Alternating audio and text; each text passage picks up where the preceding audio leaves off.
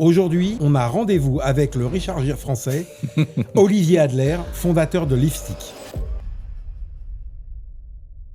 Lipstick, c'est une plateforme de messages vidéo. On essaye de faire en sorte d'infuser l'utilisation de la vidéo dans le monde du B2B2C. Ton business, c'est quelque chose d'atypique. Ça court pas les rues, ce genre de choses. T'as des concurrents sur le marché? Et je vais te faire une réponse bizarre. Malheureusement, non. Est-ce qu'il y a une erreur qui t'a coûté cher? Descendre des prix, c'est possible. Les monter, c'est très compliqué. Ouais.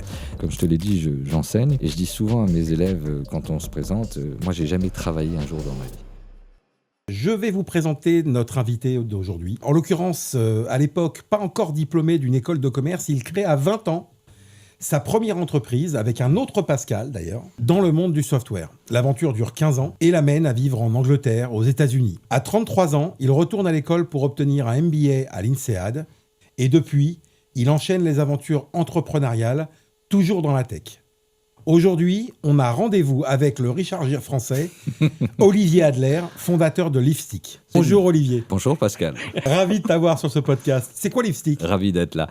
Lipstick, c'est une plateforme de messages vidéo. On essaye de faire en sorte d'infuser l'utilisation de la vidéo dans le monde du B2B2C. Je te donne 3 exemples plus simples, ça va être plus clair comme ça. Le premier, c'est le monde du cadeau, le gifting. Quand toi, en tant que consommateur, tu vas acheter un cadeau chez une enseigne, l'idée, c'est que tu puisses rajouter un message vidéo au cadeau que tu vas offrir à ton ami, à ta femme, etc.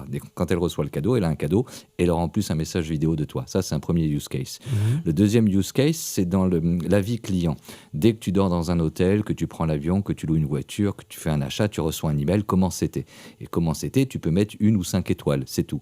Là, encore une fois, on va capturer un message vidéo où tu vas dire ce que tu as aimé, ce que tu n'as pas aimé, et l'IA va extraire de ce que tu dis des tas d'informations intéressantes. Le troisième use case, ça sera le dernier, c'est l'activation. Très souvent, on te demande d'essayer d'évangéliser tes potes pour qu'ils ouvrent un compte chez Revolut ou pour qu'ils fassent ci ou pour qu'ils fassent ça. Et donc, tu forward un email. Là aussi, l'idée, c'est de l'accompagner par un message vidéo. Pascal, regarde Revolut, c'est génial, tu devrais ouvrir un compte, on aura 10 € chacun, etc. Donc, voilà des exemples, si tu veux, où on essaye d'enrichir l'expérience client par l'ajout de messages vidéo. Génial. Et quelle est la répartition de tes clients par rapport à ces 3 verticales? Alors, au départ, historiquement, c'était le gifting. Donc, on a vraiment commencé là-dessus. On a commencé avec la carte cadeau, parce que la carte cadeau, par définition, c'est un cadeau. Puis, c'est un cadeau impersonnel. Si je t'offre une carte cadeau, fondamentalement, tu vas savoir combien j'ai dépensé. Et puis, tu vas me dire, t'as pas beaucoup réfléchi, quoi. Tu vois, j'ai acheté une carte cadeau. Donc, l'idée de la personnaliser avec un message vidéo, tout le monde a aimé ça, et le client et la marque. Donc, on a commencé. Et les 2 autres use cases que je te donne, on est en train de les lancer. Donc, pour l'instant, c'est marginal, mais je pense que ça a beaucoup de potentiel, parce que le gifting, c'est quand même un marché restreint par définition, tandis que la vie client, n'importe quelle société, une compagnie d'assurance... mais en plus, ça rend le truc un peu plus ludique. Ah bah oui. Parce que moi, je sais que remplir des avis clients, parce que c'est pas forcément laisser 1 ou 2 étoiles. Oui, c'est un questionnaire. Des questionnaires et en fait, c'est une friction. C'est une friction parce que d'abord, tu le remplis pas vraiment sincèrement. Au bout de la 3e page, t'en as marre, tu coches les cases le plus vite que tu peux. Et puis, je trouve que ça te met pas en valeur. Moi, si une marque veut mon avis, je suis ravi de le donner, mais à condition qu'on me laisse m'exprimer. Et j'ai des trucs à dire qui sont pas forcément dans leurs questions. Exactement. Donc, je trouve que c'est une manière de valoriser le client. Et pour la société, elle en apprendra tellement plus. C'est clair. Tu sais, on dit souvent une photo, c'est 1000 mots, mais alors t'imagines une vidéo, quoi. Non, c'est les génial signaux comme faibles sont détectés, voilà. Donc, quand je reviendrai te voir dans 2-3 ans, je te dirai... Et même le 3e, tu m'avais dit, c'était... L'activation. L'activation, c'est top aussi. Ouais, en fait, si tu veux, on vit dans un monde tellement digital où nous, on est parti du principe que tout ce qui peut rajouter de l'humanité dans certains process, des visages, des voix, des vraies personnes qui parlent, c'est mieux pour tout le monde. Et donc, on essaye de faire en sorte que, ici ou là, on puisse s'exprimer avec sa voix, avec son visage et délivrer un message qui nous tient à cœur. Que ce soit pour laisser un avis, pour offrir un client, pour faire la promotion de quelque chose. Il me vient une idée dont je te parlerai... Avec plaisir. Off the record. Avec plaisir. Donc, mais alors, par rapport à ça, c'est quoi ta typologie de clients? Alors nous, on est essentiellement sur une clientèle de grands comptes. Je vais parler du gifting parce que c'est le plus simple. Nos clients, ce sont des sociétés chez qui, toi et moi, on est susceptibles d'aller acheter des cadeaux.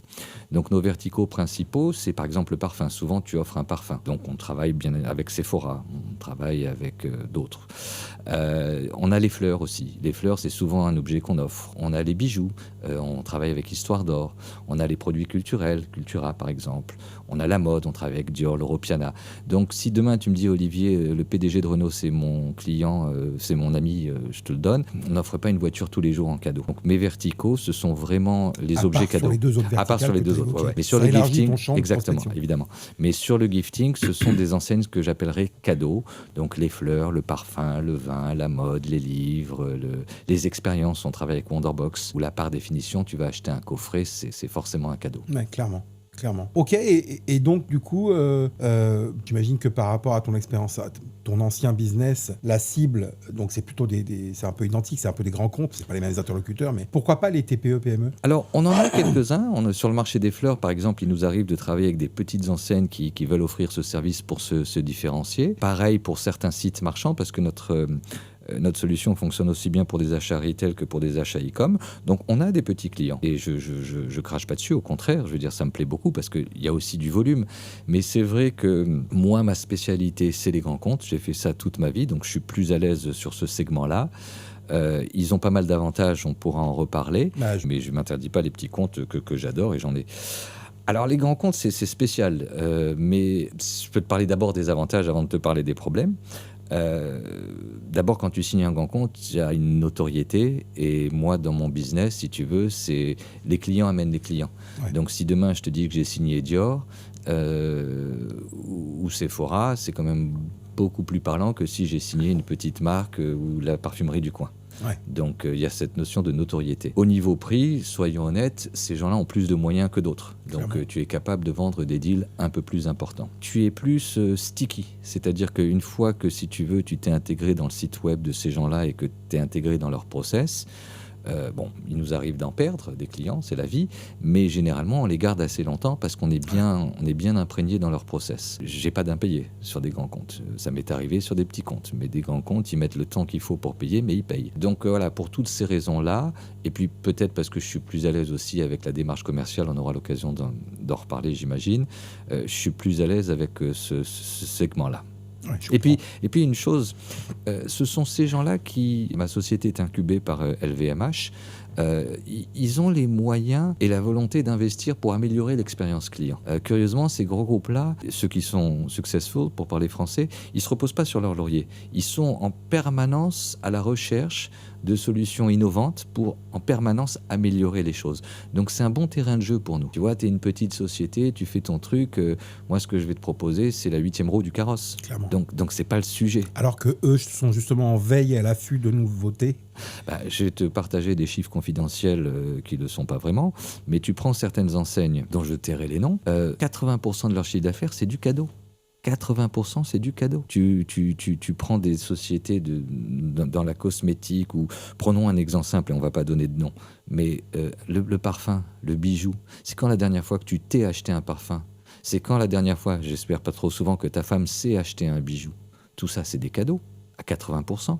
Donc quand 80% de ton chiffre d'affaires, c'est du gifting, c'est un sujet qui t'intéresse. Ouais, c'est clair. Pour moi, le parfum, je me l'achète régulièrement parce que je prends le même en plus depuis des années. Ta femme te l'offre pas? Non. Je vais lui passer un coup de fil. Je vais lui passer un coup de fil. Moi, je suis très particulier. Mais t'es le seul. Voilà, tu l'as dit. Moi, je suis unique. Comme dit ma femme, tant mieux. Tant mieux. Ne change rien. Ne change rien. Et donc, par rapport justement aux avantages de travailler avec des grands comptes, ce que tu viens d'évoquer, quels sont plutôt les inconvénients du coup? Alors les inconvénients, principal inconvénient, c'est le temps que ça prend, le cycle de vente. Si tu veux, moi, toute ma vie, j'ai été en mode start-up. Donc, si tu me demandes un rendez-vous, demain matin, je peux, quoi. Ou en tout cas, je vais me libérer. Ouais. Là, le grand compte, il va te dire, écoutez, on est en juin. Bon, moi, je pars en vacances fin juillet. Je reviens en août, on se voit en septembre. Vous avez de la dispo en septembre. Voilà, donc ça, c'est un discours très classique qu'on entend. Donc, ces gens-là, ils ont une échelle de temps et un calendrier qui n'est pas celui de la start-up. Bon, c'est la vie. Donc, ce qu'il te faut, c'est plein de prospects pour que, si tu veux, tu ne sois pas en mi-juin à attendre ton rendez-vous de septembre. C'est clair. Donc, le premier inconvénient, c'est ça. Après, tu as 2 obstacles qui sont énormes quand tu travailles avec des grands comptes qu'on n'a pas avec les PME. C'est le juridique et l'IT. Dans les 2 cas, alors j'ai la chance de ne pas avoir trop d'expérience là-dedans, mais je suis sûr que ça ressemble à une coloscopie. Ils te déshabillent et c'est horrible et ça prend longtemps. Ouais, en fait, moi, je l'ai vécu un peu dans une autre expérience. Ouais. Et honnêtement, alors que il n'y a pas de sujet dans l'absolu, où il y a 2-3 questions qu'on règle, qu'on réglait en l'occurrence. Quand ils s'en mêlent vraiment, ça ralentit. Ah, mais moi tout, ils s'en mêlent vraiment, parce que si tu veux, on capture des données sensibles, il y a de la vidéo, donc il y a des risques de RGPD, il y a des risques de fuite aujourd'hui. Donc, quand une grosse boîte balance le service juridique, t'en as pour 3 mois. Et pareil, après, tu as l'audit technique. Donc, avec le service informatique qui vient et qui vérifie que t'es OK, que t'es secure, que t'es safe, etc., etc. Et le problème de ces grands groupes-là, c'est qu'ils nous posent à nous, start-up, des questions qui poseraient à IBM ou Capgemini. Si tu veux, ils font pas la différence. Moi, ils me demandent, on est 6 ou 7, tu vois, on n'est pas l'armée mexicaine. Mais les questions, c'est quoi vos process d'onboarding, et quand vous embauchez quelqu'un, c'est quoi son truc, et quels sont vos process quand il se passe ci, process, on va au café, on discute. En fait, ils posent les mêmes questions à des startups. Exactement. Mais en fait, ça n'a aucun sens. Ça n'a aucun sens. Et si tu veux, on a affaire à des questionnaires. Mais quand ils les posent, en fait, ils se posent pas la question. J'arrête pas de leur dire. Alors, entre toi et moi, ce que je nierais avoir dit, mais bon, on est filmé, beaucoup de ces questionnaires auxquels on est soumis, on est aidé par Claude et Chat pour y répondre en ce moment. Donc, si tu veux, j'y passe moins de temps que j'y passais. Mais c'est vrai qu'il n'y a aucune différenciation. Ces gens-là discutent, enfin, je caricature, parce que t'en as qui sont quand même, qui comprennent qu'ils ont en face d'eux une PME ou une start-up. Mais généralement, les questionnaires ne font aucun sens pour des structures de notre taille, enfin, de ma taille en tout cas. Pareil pour le juridique. Si tu veux, ils te demandent des clauses où ta responsabilité est infinie, avec des millions de trucs de machin. Bon, tout le monde sait que ça n'a aucun sens. Le jour où on me réclame 4 millions, je ferme la boutique, tu vois. Ça ne sera jamais enforced. Bien sûr. Mais bon, écoute, c'est un des inconvénients. Il faut aussi arriver à parler aux bons interlocuteurs dans des grands groupes marketing, mais très vite, ça peut aller avec l'expérience client, puis tu as la com qui s'en mêle, donc tu rentres dans des jeux de pouvoir qui sont pas simples. Tu es soumis aux pressions budgétaires. À un moment donné, tu reçois un coup de fil, on doit réduire nos frais de 10%, truc machin, donc ce projet-là, malheureusement, il passe à l'as, ou alors il faut le revoir. Donc voilà un peu les inconvénients. Mais je vais pas le refaire, mais les avantages sont aussi nombreux. Donc finalement, c'est le positionnement qu'on a trouvé. Les inconvénients, tout le monde en a. Voilà. Et parfois, avec les TPE, on en a eu. On en a parfois fait confiance et puis on n'a jamais reçu le chèque. Parfois, la boîte ferme. Parfois, il s'est passé des choses aussi comme ça. Donc, mais à ce moment-là, s'ils ne payent pas, tu coupes le tuyau, quoi. Ouais, mais comme on est des gentils, on a souvent fait beaucoup de travail en amont. Et puis, notre modèle économique, si tu veux, il n'a de sens que sur la distance. Donc, un client, on l'adore le premier jour, mais on l'adore encore plus au bout d'1 an et encore plus au bout de 2 ans. Parce que, si tu veux, on a amorti des frais de setup qu'on ne facture pas au démarrage. Donc, s'il nous quitte trop vite, c'est pas forcément bien. Ouais, je comprends. Et justement, en parlant de clients et d'acquisition, en l'occurrence, parce que moi, c'est surtout mon sujet. Aujourd'hui, quels sont tes canaux d'acquisition? Comment est-ce que tu procèdes? Comment est-ce que vous procédez? De plusieurs choses. D'un point de vue purement digital, moi, LinkedIn est un fort canal d'acquisition. Ouais, mais donc, comment tu procèdes concrètement? Alors, je fais 2 choses. J'essaye d'être visible, donc assez régulièrement, pas autant que je le devrais, mais je poste. Donc, soit on parle de nouvelles features sur notre offre, soit on annonce un nouveau client, soit de temps en temps, on essaye de faire un article de fond sur un sujet. Il y a quelques années, j'en ai écrit quelques-uns. Voilà, je dois l'honnêteté de dire qu'aujourd'hui, on est aidé dans la rédaction de ces posts, mais il faut quand même les travailler pour pas qu'on sente qu'ils sortent trop facilement de l'IA. Donc, au-delà d'être visible, je fais beaucoup de alors pas de hard call, mais de hard email. C'est-à-dire que très souvent... De cold email, pardon. Donc, moi, j'identifie une cible. Telle boîte, j'adorerais parce que l'activité gifting est énorme. Tiens, je te donne un nom, de Flying Tiger, de Copenhagen. Je pars à Copenhague, voilà. Ce sont des sociétés. Tu as Alehop, qui est une boîte espagnole. C'est que du gifting. Bon, j'essaye d'identifier les interlocuteurs sur LinkedIn, avec Sales Navigator ou pas. J'essaye de regarder les gens en commun et j'arrose. Bonjour. Alors, je marque toujours, on est incubé par LVMH parce qu'au moins, si tu veux, ça plante le décor. Je donne quelques noms de clients dans un secteur, etc. Et je dis, voilà ce qu'on fait. Comme tu le sais, le challenge, c'est qu'il faut faire 140 caractères, 300 sur LinkedIn. Donc, tu peux pas non plus t'étendre. Et puis, tu lances un filet. Et puis après, dès que tu en as amorcé un, tu remontes. Donc ça, c'est sur le digital. Et après, j'allais dire le réseautage, les événements, les salons, où là, c'est physique. Donc tu y vas, tu montres ta gueule, ou tu exposes ou tu exposes pas, ou tu visites. Mais voilà, là, tu réseautes. Petit à petit, tu te fais connaître dans le monde qui t'intéresse. Ok. Et statistiquement, c'est quoi ton meilleur canal d'acquisition par rapport à ce que tu viens d'évoquer entre justement Alors, le meilleur cold canal email. d'acquisition, c'est en fait très souvent, c'est des clients qui m'appellent. Donc, c'est pas vraiment, je réponds pas à ta question puisque c'est des calls entrants, Ouais. mais c'est des gens qui nous ont utilisés par d'autres clients. Un jour, j'étais en vacances et j'ai un prospect qui m'appelle, une chaîne de bijoux basée à Dubaï et qui résonne en Inde et au Moyen-Orient. Et le type me dit, voilà, je suis intéressé par votre produit. Donc, est-ce qu'on peut en parler? Donc, on planifie un Google Meet. Et le Google Meet commence et je vais lui dire, bon, ben, je vais d'abord commencer par vous faire une démonstration de comment ça fonctionne. Et parce qu'on avait déjà un petit peu échangé avant sur... Voilà. Et le type me dit, mais attendez, je vous arrête tout de suite. Moi, je vous ai essayé parce que j'ai acheté pour ma femme un truc chez Joe Malone. J'ai adoré, c'est ça que je veux. Je sais comment il marche votre produit, c'est pas le sujet. Et très souvent, ça a été comme ça, si tu veux. Ça a été, j'ai reçu des fleurs de tel client, il y avait un message vidéo. J'ai acheté chez Sephora une carte cadeau, j'ai vu le truc vidéo. Donc, mon meilleur canal d'acquisition, ce sont nos clients qui ont vendu un truc à utiliser par d'autres. Utilisateurs. En fait. Voilà, c'est des utilisateurs. C'est Ouais, pour donc, ça en que, fait, si tu veux, je refuse jamais même des petits deals parce que c'est du marketing. Bien sûr. C'est du marketing. Après LinkedIn, on en parlait un petit peu avant ce call. Dans la vente, tu as évidemment les qualités intrinsèques du vendeur, mais comme dans tout, tu as le timing, ce que tu maîtrises ou que tu ne maîtrises pas tellement. Ouais, clairement. Et là aussi, on n'est jamais à l'abri d'une bonne nouvelle, c'est-à-dire qu'il m'est arrivé d'envoyer des mails comme ça, de rencontrer des gens, et les mecs me regardent, c'est dingue là, parce que c'est notre sujet du moment. Et c'est exactement ce sur quoi on travaille. Ouais, ça, c'est pas tous les jours, à mon avis. C'est pas tous les jours, mais encore une fois, la prospection. Alors, je sais pas si tu seras d'accord. Enfin, je pense que tu seras en désaccord avec ça, puisque la tienne est beaucoup plus ciblée et efficace. Mais c'est aussi un jeu de nombres, quoi. Tu vois, un jeu de masse. Ouais, je sais que t'es pas d'accord avec ça. Ça dépend, en fait. C'est-à-dire que mathématiquement parlant, il y a deux critères. Un, déjà, est-ce que tu as une bonne méthode et un bon process et une bonne structure d'appel en prospection ou de mail ou de machin. Si maintenant, t'as pas de process, t'as rien, oui, évidemment que ça sera un jeu de nombres, mais c'est comme si tu jouais à la loterie. En fait, tu tentes ta chance. Et là, c'est un problème. Alors, dit comme ça, oui. Après, si tu veux, encore une fois, moi je dis qu'il faut en permanence. Je dis qu'il faut avoir dans mon business, encore une fois, qui est ciblé grand compte, je dis qu'il faut avoir une vingtaine ou une trentaine de ce que j'appelle discussions en cours. C'est un vivier de prospects que tu fais vivre, que tu essayes de pousser pour, si tu veux, en permanence essayer d'en closer quelques-uns. Et sur ce dont on parle, c'est dur de forcer les choses. Donc, à un moment donné, il faut que le timing soit de ton côté et que le besoin soit ressenti au niveau du client. Ouais. Surtout que parfois, on est Là, j'ai un prospect que j'espérais très chaud, qui est un gros marchand de fleurs au Mexique. J'ai reçu l'email avant-hier. Et ils me disent, alors, on vous veut, on va le faire, mais on doit d'abord faire cette migration, parce qu'on va être sur leur site e-com. Et puis, donc, on en reparle dans 2 mois.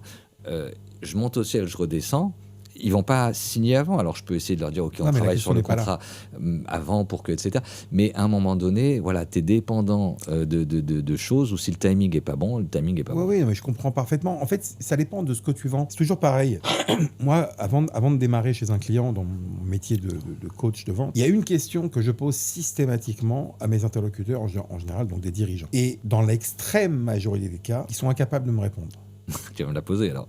La question, c'est quels sont les problèmes que tu prétends résoudre. Alors, et comme tu l'as évoqué ou sous-entendu, évidemment qu'il y a au moins 1 ou 2 ou 3 sujets que tu résous potentiellement, mais quand tu es dans un sujet qui n'est pas une priorité, parce que ça ne les empêche pas de bosser sans toi, etc. Si par contre, tu es dans un métier où en effet, tu résous un problème qui les limite en termes de business, qui les fait souffrir au quotidien, qui génère des frustrations, ne serait-ce qu'au niveau individuel. Oui, mais alors, encore une fois, on va prendre plusieurs exemples. On va prendre 3 exemples. Sur l'offre gifting dont on parle, et c'est tout mon problème, je suis un nice to have. C'est-à-dire que demain, tu achètes une carte de cadeau que tu offres à un pote. Si tu peux mettre un message vidéo sur la carte cadeau, c'est sympa. C'est un plus. Et puis, si tu peux pas, c'est dommage, mais ça va pas t'empêcher d'acheter la carte. Donc, je suis un nice to have. Donc là, si tu veux, le problème que je résous j'en résous pas. J'améliore une expérience client. Exactement. Quand un type dans un grand magasin t'ouvre la porte et te ferme la porte et te dit « Monsieur, bonne journée, merci d'être passé », il ne résout pas un problème, il améliore l'expérience client. Tout à fait. Voilà.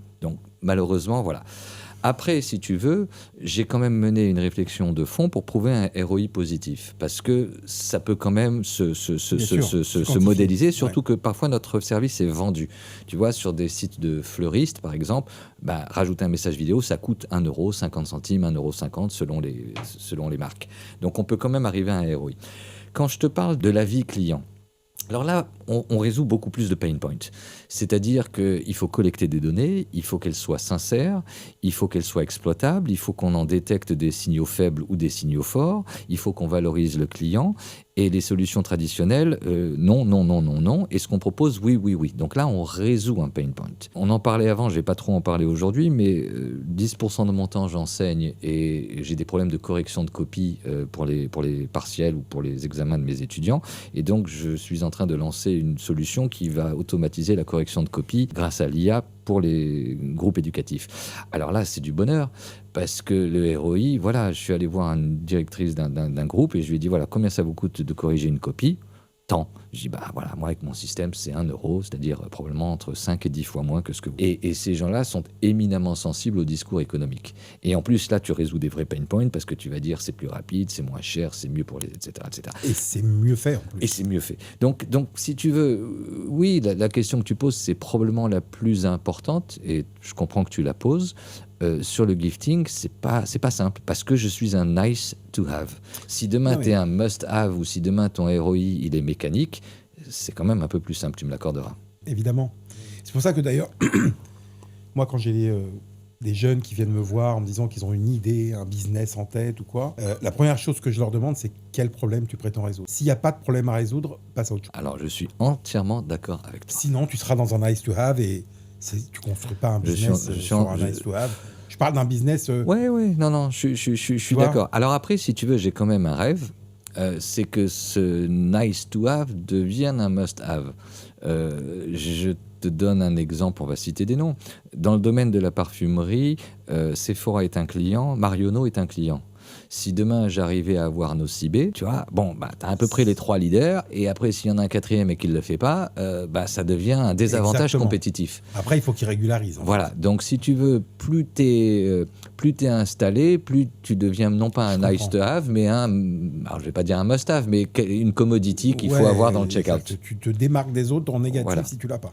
Tu vois, sur les fleurs, on en est loin, mais je te dis demain, si on les a perdus, mais peut-être qu'on les retrouvera un jour. Mais si tu as Aquarelle, Interflora et le 3e, dont j'oublie le nom, ils vont me tuer, à un moment donné, voilà, ça devient un must-have parce que les 3 leaders, tu utilises. Parce que tout le monde l'a, voilà. Ah, mais ça fait sens. En tout cas, c'est vachement intéressant, même en même temps, ton expérience là. Donc, par rapport aux méthodes d'acquisition, tu viens de nous expliquer un petit peu ce que tu fais. Au niveau des démos, comment ça se passe concrètement Alors, notre produit, on a une chance en ce sens qu'il est extrêmement simple pour nous de faire une démo personnalisée. C'est-à-dire on a une plateforme de test. Tout le monde peut aller sur notre site web et regarder à quoi ça ressemble. Mais c'est assez facile pour nous de faire, pour schématiser, un enregistré sous. Je mets le logo du client, j'utilise sa police de caractère, je mets un background qui ressemble à son univers et roule ma poule. Et ce travail-là me prendra probablement moins d'1 heure. Donc, bien sûr, tu parlais de méthode et de process. Quand on a des grands comptes, c'est évidemment un investissement qu'on fait. Je ne vais jamais faire une démonstration sur ma plateforme Lipstick. J'ai fait une démonstration dans l'univers du client. Personnalisé. Et d'ailleurs, après, on lui laisse ce qu'il faut pour qu'il puisse jouer avec un petit peu et qu'il puisse montrer ça. Donc, moi, si tu veux, quand j'ai un prospect... Alors, c'est toi le professionnel, donc tu vas me dire, mais le homework est une étape fondamentale. À qui tu as affaire ? C'est quoi la société ? C'est quoi les concurrents ? C'est quoi leur positionnement ? Il faut que tu connaisses leur site web, voilà. Donc, il y a un gros travail de veille à faire pour vraiment savoir à qui tu t'adresses. Après, on fait une démonstration personnalisée. Hors de question d'arriver avec le produit lambda et au client d'imaginer à quoi ça pourrait ressembler dans son univers. Et puis après, voilà, il y a tu disais, est-ce qu'on a des méthodes ? Ouais, j'ai envie de croire qu'on a. Si tu veux, une fois qu'un prospect a été fait, que la présentation a été faite, on connaît toutes les questions qu'ils vont nous poser. On a des facs et c'est extrêmement efficace.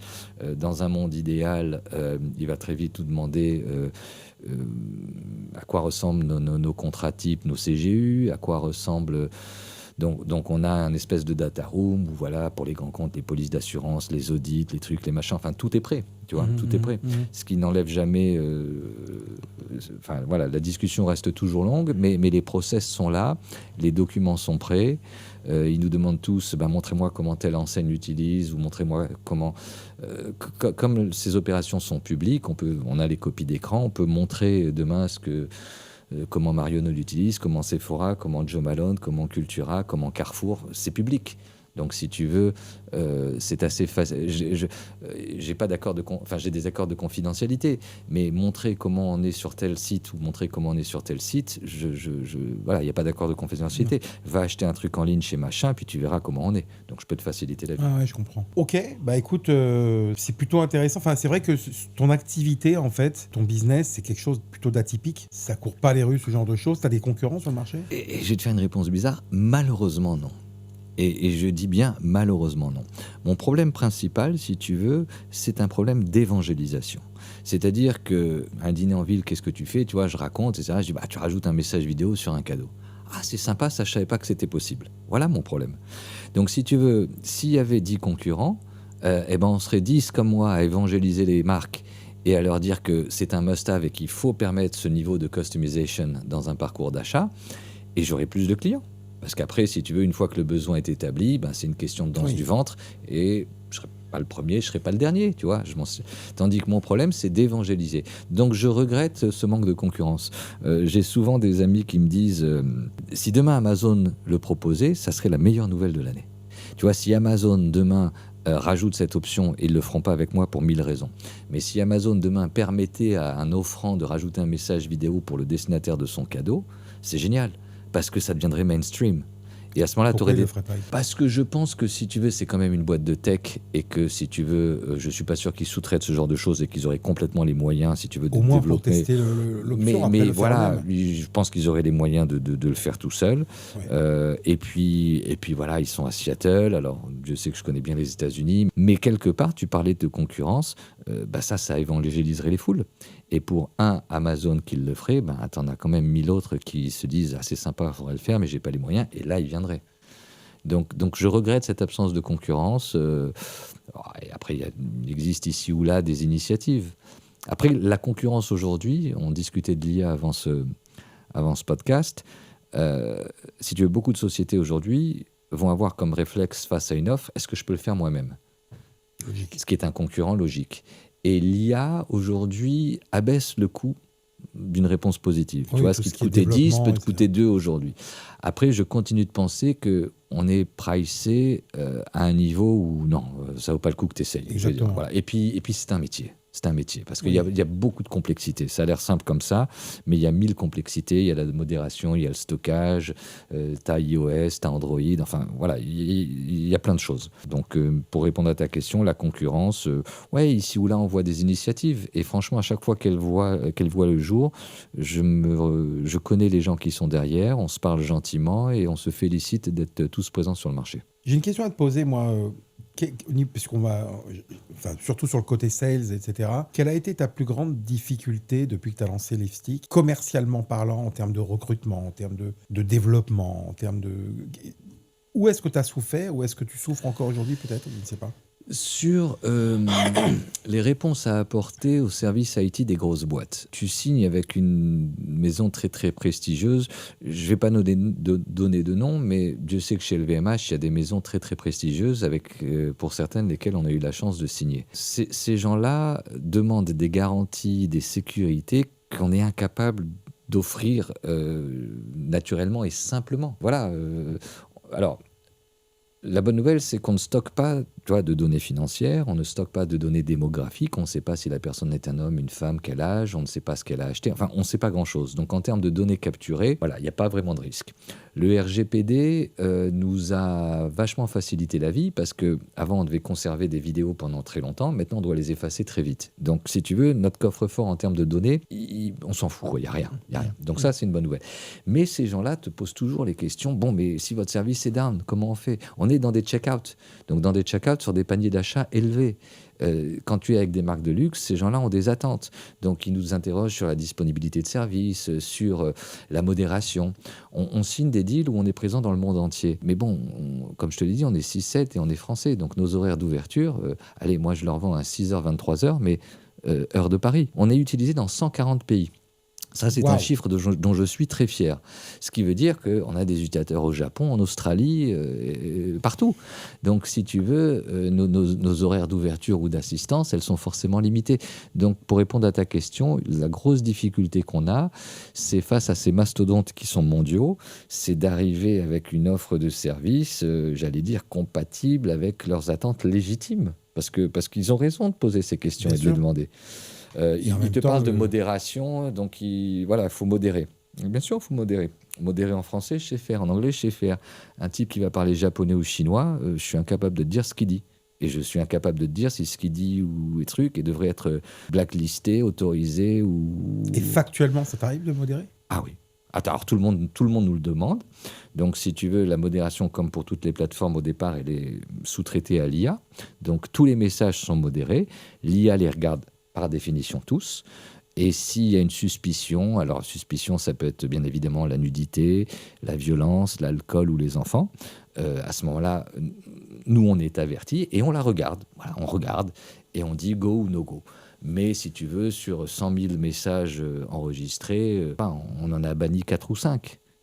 Voilà. Après, on en regarde beaucoup parce que les enfants, surtout en ce moment, tu connais l'actualité, les enfants, c'est beaucoup bon anniversaire, bonne fête maman, bonne fête papa. Et pour l'IA, un enfant, c'est tout de suite un red flag. Donc, bon. Mais voilà, dans 99,99999%, c'est bonne fête maman, je t'aime. Donc, mais bon. Non, mais c'est intéressant ce que tu dis. Parce que c'est les choses auxquelles on ne pense pas forcément. Ouais. Et puis en plus, tu as une autre difficulté, figure-toi, c'est qu'au départ, on nous demandait de modérer les images. Bon, très bien, ça c'est facile. Pour la nudité, c'est très facile. Mais il s'est passé 2 autres choses depuis. Maintenant, on nous demande de modérer le langage. Et tu as des sociétés qui, on est dans le luxe aussi, the F-word, elles ne veulent pas l'entendre. Donc, si tu veux, I fucking love you, ça doit être banni. Alors que si tu veux, je vois tes yeux, je suis d'accord, mais ça doit être banni. Et je comprends pas, parce que les messages, c'est d'un privé à un privé. Ouais, et quand même, la marque ne veut pas être associée à ça parfois. Et puis, tu as une deuxième difficulté, c'est la géographie. C'est-à-dire que la nudité, alors... Encore une fois, si tu veux, un bras ou quand tu es en maillot, voilà, c'est pas de la nudité, tu es en maillot, tu es sur la plage. Oui, pas au Moyen-Orient, pas au Moyen-Orient. Et puis, si tu veux, liberté, démocratie, voilà, toi et moi, oui, il y a certains pays, c'est des mots à flaguer et des discours à alerter. Waouh. Ouais, donc si tu veux, là aussi, la modération est... Mais on a des réponses, hein. Si je t'en parle, c'est qu'on sait faire. C'est incroyable ce que tu dis. Mais si tu veux, selon les pays, les critères des mots et les critères de nudité et les critères d'alcool ne sont pas les mêmes. Voilà, on est français, un verre de vin, tout va bien. Au Moyen-Orient, non. Au Moyen-Orient, non. Dans certains pays, tu sais bien que l'alcool n'est pas autorisé. Donc les règles d'engagement ne sont pas le même... Je n'avais même pas idée que c'était un sujet, en fait. Ce genre de choses. Alors même si c'est des messages personnels, parce que c'est ce qu'on dit, les marques disent non, on ne veut pas être associé à ça, on ne veut pas notre logo avec éventuellement un mec qui a un verre d'alcool au Moyen-Orient. C'est pas possible. Eh ben dis donc. C'est pour ça que c'est pas aussi simple qu'il nous paraît. Ça met des obstacles quand même. Dieu merci. Bon, écoute, on a presque fini, entre guillemets. Est-ce qu'il y a une erreur qui t'a coûté cher ? On s'est rencontrés il y a très longtemps, toi et moi, dans une ancienne vie où on vendait du soft dans le domaine de l'assurance. Et donc, on va parler d'un temps que les moins de 20 ans ne connaissent pas, puisqu'on va parler des francs. Et je me souviens qu'à l'époque, le logiciel qu'on lançait, avec donc ce dénommé Pascal, on pensait attaquer les PME ou les TPE.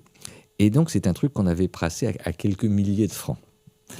Et par un curieux hasard de circonstances, on s'est aperçu que notre marché, ce n'était pas les TPE-PME qui n'allaient pas investir 1 euro pour acheter un soft dans l'assurance, c'était les grands comptes et les risk managers. Et comme des idiots qu'on est peut-être un peu toujours, mais à l'époque on avait 20 ans, on arrive avec notre pricing à quelques milliers de francs. Là où, si tu veux, on aurait dû arriver avec une offre à 50 ou 100 000 francs. Eh oui. Voilà. Et ça, c'est une erreur que tu payes très très cher parce que descendre les prix, c'est possible. Les monter, c'est très compliqué. Ouais. Donc, si tu veux se planter sur le pricing, c'est une erreur que tu payes cher.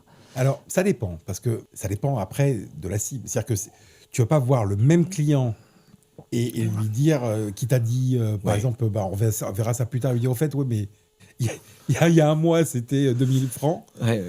Maintenant, c'est 100K. Ouais. Non, c'est bizarre. On caricature, mais une fois que tu t'es fait connaître sur un pricing et que tu l'as dit et redit et écrit, et que tu t'aperçois 4 mois après que tu t'es trompé de marché, que ton pricing, c'est pas le bon et qu'il faut être beaucoup plus haut, voilà, ça, c'est des erreurs qu'on paye cher. Après, qu'est-ce que j'ai fait ? Des erreurs, on en a fait 1000. Mais voilà, celle-là, c'est une dont je me souviens. Ouais. Et du coup, ça ça a limité votre oui. business pendant combien de temps, en fait? En fait, si tu veux, Et vous avez pu dans cette histoire-là, c'est très drôle parce qu'elle a catalysé mon exportation. C'est-à-dire que on s'est aperçu que notre marché, c'était les grands comptes, le CAC 40. Et très vite, on a signé, je sais pas moi, 70% du CAC 40. Mais à 2000 francs ou 3000 francs. Donc, fais les multiplications, voilà. Donc, du coup, on s'est dit, on n'a plus de marché. Et c'est pour ça que je suis allé vivre 2 ans en Angleterre et qu'après, je suis allé vivre 6 ans aux États-Unis parce que le marché français, on l'avait épuisé avec notre tarification de merde, pour parler poliment. Mais voilà, de cette erreur, notre développement à l'étranger a été nécessaire et c'était finalement une bonne chose. Et là, à l'étranger, vous avez appliqué une nouvelle... On a augmenté un peu les prix. On a augmenté les prix. Après, voilà. Mais donc, tu vois, d'une erreur, parfois, il se passe des choses positives, heureusement. Bon. C'est la vie, quoi. On essaye de sortir par le haut. Une de mes questions de fin, c'est est-ce qu'il y a un rendez-vous qui a changé ta vie ou pas? Si je faisais une boutade, je te dirais celui de demain. Non, elle est dure ta question parce que par définition, tu sais pas ce qu'aurait été. Tu sais, quand tu tournes à droite, quand tu tournes à gauche, tu sais pas quelle aurait été ta vie. Est-ce qu'il y a un rendez-vous qui t'a marqué, sans lequel tu serais pas là aujourd'hui? Bon, évidemment que c'est toujours le cas, mais... Oui, mais comment te dire? C'est des rencontres, donc je ne sais pas quel... Regarde, je te prends un exemple. Donc la société fondée il y a très longtemps avec Pascal, l'autre Pascal, on est parti sur un logiciel d'assurance. Pourquoi? Parce qu'on a rencontré un risk manager qui avait un logiciel et qu'il cherchait une société pour l'éditer. Cette rencontre a été cardinale parce que si on ne le rencontrait pas, on ne créait pas cette boîte Effisoft et puis voilà, la suite ne se passait pas. Est-ce que ça a changé ma vie? Je dirais que ça l'a orienté. Oui, donc voilà. Donc tu as rendez-vous qui oriente. Quand je suis en Angleterre et que je rencontre un mec qui me dit ton truc, c'est marrant, tu devrais aller le vendre aux États-Unis. Oui, ce mec-là a fait que j'ai vécu 6 ans aux États-Unis. Ouais, donc, voilà. ce sont des rencontres qui, je me souviens très bien comment ils s'appellent, et ce sont des rencontres qui, si tu veux, t'ouvrent des portes. J'ai la chance d'être incubé chez LVMH. Oui, ça a été, c'est une superbe opportunité. Donc, voilà. Après, est-ce que ça change ta vie? En tout cas, ça l'oriente. Et tu as des catalyseurs qui te font changer de palier. Ça, oui. Clairement. Ok, intéressant. Est-ce qu'il y a une question que je t'ai pas posée, que j'aurais dû te poser? Pourquoi je suis pas aussi riche que je le voudrais ou que je l'aimerais? Non, c'est une question qui me taraude tous les jours, que tu ne m'as pas posée, que je me pose. Je pense qu'on a les qualités qu'on a, on a les défauts qu'on a, et on met beaucoup de temps à les découvrir. Et je pense que j'ai des qualités pour faire sortir un truc de terre, pour avoir une idée, pour l'amener sur le marché, etc. Je ne sais pas si j'ai celle pour amener cette idée de là à là. Et je regrette, c'est un autre talent. Mais après, c'est très philosophique. Après, oui, mais voilà. Qui est riche?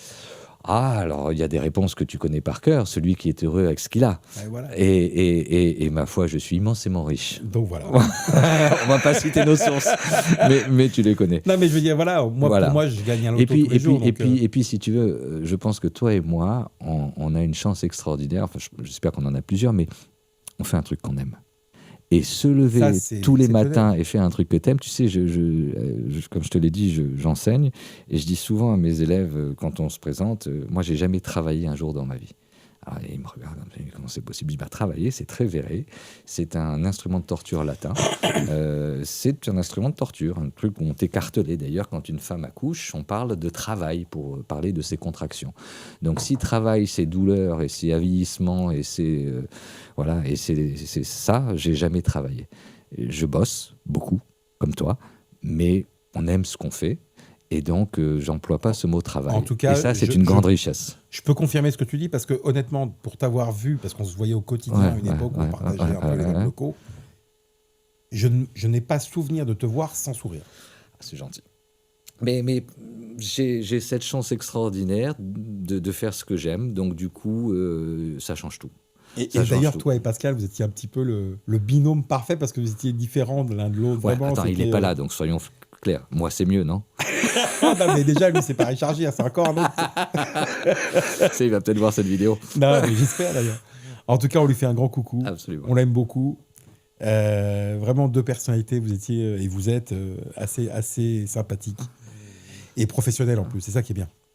Donc, écoute, pour nos auditeurs et nos spectateurs, où est-ce qu'on peut te retrouver? Écoute, comme je l'ai dit, si vraiment on ne se connaît pas et qu'on doit se connaître, LinkedIn reste le canal privilégié. Donc Olivier Adler, regardez là. Il y en a quelques-uns, mais bon, j'espère arriver en tête. Bah, vous verrez celui qui ressemble le plus à Ouais, Richard c'est Gere. gentil ça. Et la boîte s'appelle Lipstick, L-I-V, donc comme lipstick, mais avec un V à la place du P. Voilà, et ça, on trouve ça assez facilement. Et puis voilà, il y aura peut-être d'autres aventures plus tard, mais pour l'instant, c'est notre sujet. Ok. Eh ben écoute, en tout cas, Olivier, je te remercie infiniment d'être venu. Ben, merci à toi, Pascal, c'était un Tu fais plaisir. partie, comme tu le sais, des premiers invités.